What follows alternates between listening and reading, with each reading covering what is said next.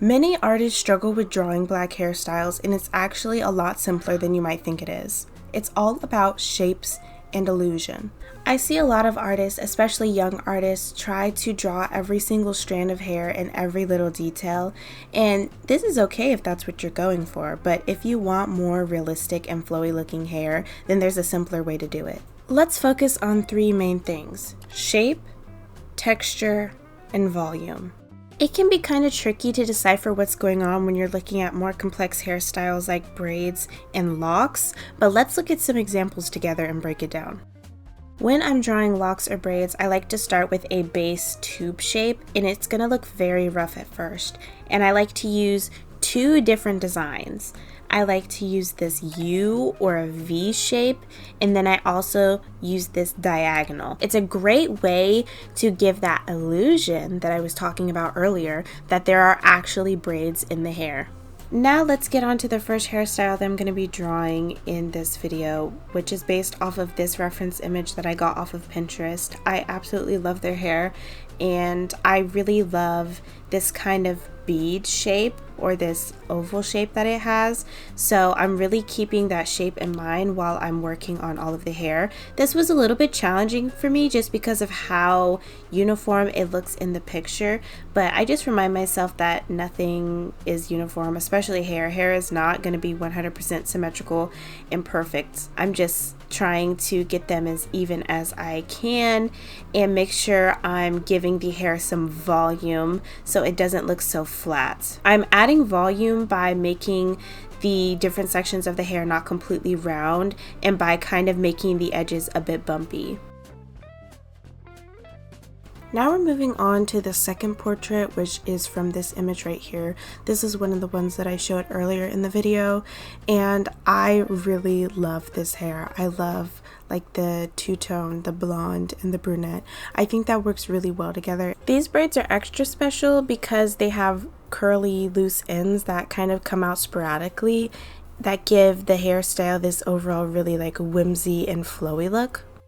I'm going with the same process that I explained earlier, where I'm using this kind of tube shape to form the braids themselves, and then I'm going in with the U shape and adding the actual braid texture. As you can see, I'm not keeping anything super uniform, and even the texture that I'm using for the braid itself is not very consistent, but that's okay because once I go and paint over it, you can't really tell anyways. Now I'm starting my final drawing, which is this one. It's kind of similar to the last one where it has some loose flowy hair, but I think these are called like butterfly locks or like mermaid locks. I don't know. I've heard a lot of different terms being thrown around, but this one was probably the most challenging just because it is an updo. It's like a half up, half down kind of thing, and I struggled a bit to get the angle kind of correct for this one. Like the head shape here, you can see it's very, very weird, but don't worry, I go in and I fix that.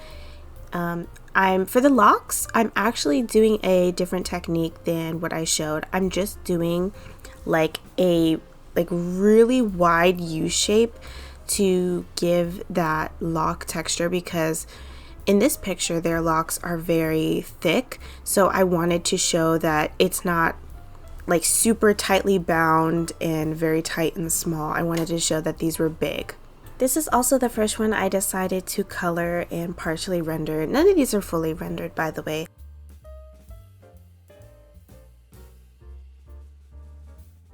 Here I'm adding some different hair colors in the mix. Even though these weren't really in the reference image, I thought that this was a better way to kind of visually separate the part of the hair that's down versus the updo in the back. So color is also a really big factor when drawing hair because you can lose a lot of the details if you're just coloring your hair in one flat color.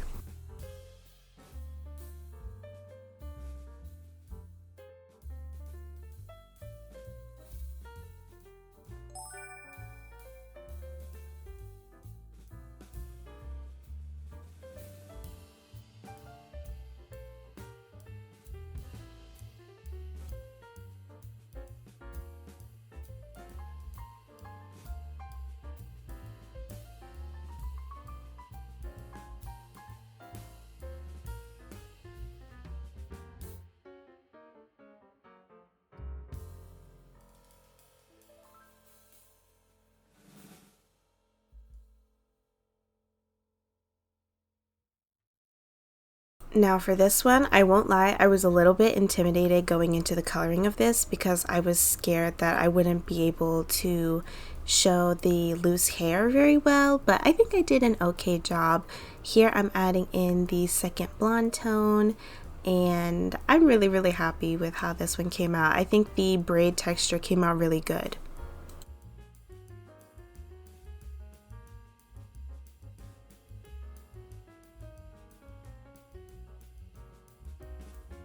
Specifically when I'm coloring braids, I like to use a darker color on the bottom, and then I go in and I do kind of a V shape on top with a lighter color. You'll see in just a second what I mean.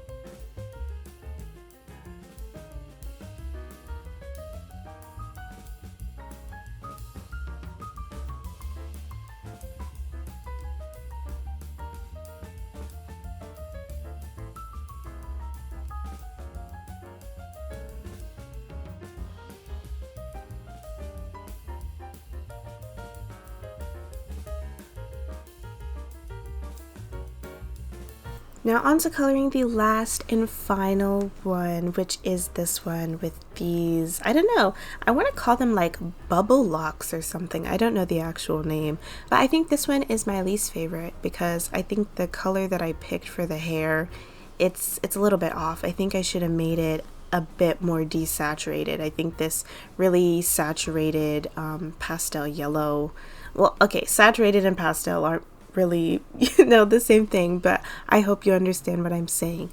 This one was also challenging just to get this texture. When I was going in to render the hair, I feel like I was losing a lot of the detail and the separation that I had, because I feel like you can see that there are some strands that are hanging in the front here and then some that are in the back, and I wanted to keep that separation, so I kept going in and trying to add little shadows to separate, and I think it came across decently, but I wish I would have pushed the shadows even more.